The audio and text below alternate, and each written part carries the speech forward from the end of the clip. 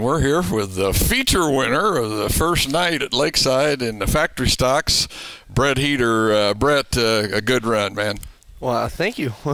Had some fun, didn't you? Oh, yeah, it was a blast. Can't ask for a better way to start the season. I agree.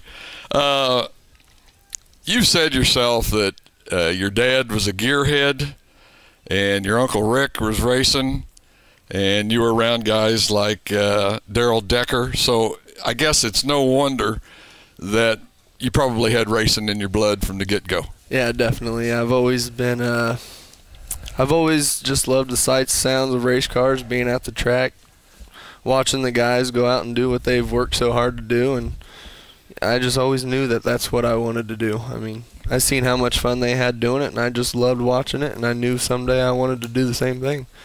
I was going to say, it seems like so many guys that young men that grow up, their dads are involved. They've got the will. They want to do it. He definitely played a big role in it. And one of the other guys that you mentioned that I know was probably pretty hard for you to take was Lynn Nelson. And, of course, Lynn passed away, I think, was it 2 years ago now? Yeah, it's going on 2 years. But I think if you told me he was an idol of yours. Yeah, most definitely. I mean, the guy knew me since I was in diapers. I grew up around him. Christmases, I mean, he was like family, pretty much his family. Uh-huh. And as everybody knows, he was a darn good racer out at Lakeside. He won a championship, and he really taught me a lot of what I know, and I learned a lot by following him, and he definitely a big part of my life. And, yeah, it was hard to stomach him not being here. A big loss, and really at a pretty young age, to lose somebody like that, and then so sudden, just unexpected. Overnight, definitely. I think it was pretty tough for everybody. So. Yeah, very, very touchy, very touchy. Yeah. In your career, when you started out, you have done some straight line racing, but I believe what you told me was as well, 11 seconds, maybe not quite enough, plus a little bit more challenge when you've got to go out there and, as you said, hit 30 turns in an A feature with a factory stock to hit each turn just right. Exactly. I mean, I drag race, and it was pretty easy to go out there and hit the gas and go fast, straight. I mean, cut a good light, but I don't know. It's a little different when you go out there and there's 4 corners and 15 laps, and you've got to hit every one of them right. If not, there's 25 guys right behind you. So I just find it a little more challenging, and I like to think that I'm all right at it, and I don't know. I like the challenge. I've talked to I don't know how many guys since I've started doing these interviews that started out doing drag racing, and we're having some fun, but just a little bit more there in circle track, running on the dirt. I don't know what it is. You're out there for 20 minutes versus 11 seconds. It just seems like a little more fun. I was going to say that's a big difference, isn't it? Yeah, definitely. Yeah. A little more of adrenaline rush for sure. Right. At 15, though, you do get your first shot at racing, and from what I understand, your dad had built a Grand National for your uncle, and you guys ended up down at Pleasanton, and you actually got a shot at it, and you did pretty good from what I understand. I think it was the second race, you got a second place, third race, a sixth place. So I guess it must have come pretty easy to you. I don't want to say easy, but fast. Yeah, I have no idea. I mean, we actually went out to run my first time, and I was scared. I backed out. So we went out the next week, and we finished all right. And we went out the second week, and somehow, some way, I finished second place. I have no clue. I really don't. But yeah, I just knew right then and there that this is what I wanted to do, and here we are. Then that's what you wanted to do. Okay. So then at 2003, though, you're 16 years old, so you're old enough to race at Lakeside, and your dad builds you a street stock. And really, you guys do pretty good for, just starting out. I think you finished 10th in the points, Rookie of the Year. You win the bonus night, which is extra money for factory stocks. And then again on the following night, you go down to Butler, and you win a race down there. So good year. Yeah, it was yeah, it was awesome. I mean, coming off a first win to win again, and the first one didn't even have time to sink in before I had won another one, so it was all very, very sudden. And not sure it's really dawned on me. I mean, yeah. it was something else. Out of the box fast. Yeah. I thank my dad. That's all I have to say.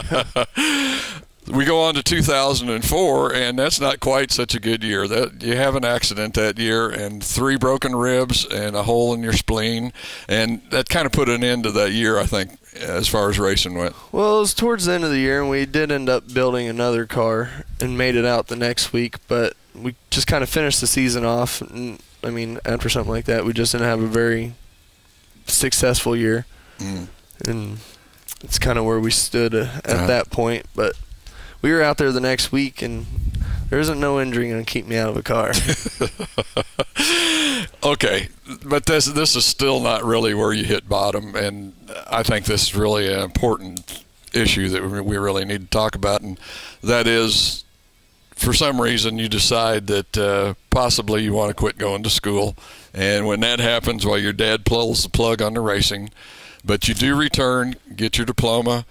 And I have to admire somebody that is able to turn it around, I guess you could say, like that, and get back in there and, really take care of what needs to be taken care of. What would you tell somebody, if there was a kid out there that might be watching this and might be thinking about quitting school, what would you say to him? Well, if you have a race car that's going to be taken from you, go to school, because it's not worth it. And just period. I mean, I seen how happy it made my parents when I went back to school and graduated and made that choice on my own.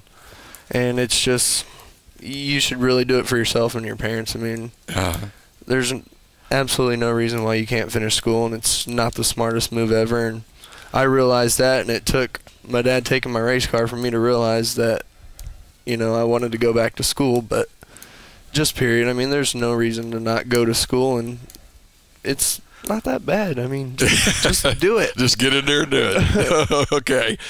Well, that's sort of course, you were out of racing. Got to go back. You were out of racing then for 2 or 3 years. Didn't do any at all. No. And then in 2008, Dave Holcomb goes to your dad, and he talks to him about possibly getting you into one of his cars. And that was in 2008. And you guys ended up, I believe, with, was it 1 feature or 2 feature wins? 2 feature wins and finished 10th in points, and just kind of an unfortunate year. We had a lot of freak mechanical failures that you cannot predict that are going to happen. But that's kind of, where it's at. We still had a lot of fun. I learned a lot from Dave and my dad, and my dad and Dave, we've all become real close, and he's like family. You can't really thank him enough for everything that he's done for us. So we're learning a lot, and we're all doing it together. So, it's working out good. I really enjoy it. I look at this, I don't know if it's Holcomb Racing or what the title is, but I look at this team, and I think, man, you know what? I think I see all the components are here for you guys to make a run for this championship this year at Lakeside. Is that pretty much what everybody's feeling? Oh, well, I think that's definitely our plan coming into the season, and I think we started the season showing that's what we want to do. But you can't force something that's not there, so our main goal is just to go out and finish races and bring the car home on the trailer in one piece, loaded up by itself. So that's drive it on. That's pretty much our goal, and if we can do that every week and stay consistent and finish races, then finishes like we had opening night, then there's no reason why we shouldn't be in contention to get the championship. But you can't force something that's not there, but I do believe we have everything we need to do it. It's in place, isn't it? Yeah, I do believe it is in place. Okay, we're down to the last minute as fast as these things go. Who is it that helps get Brett out on the track every week?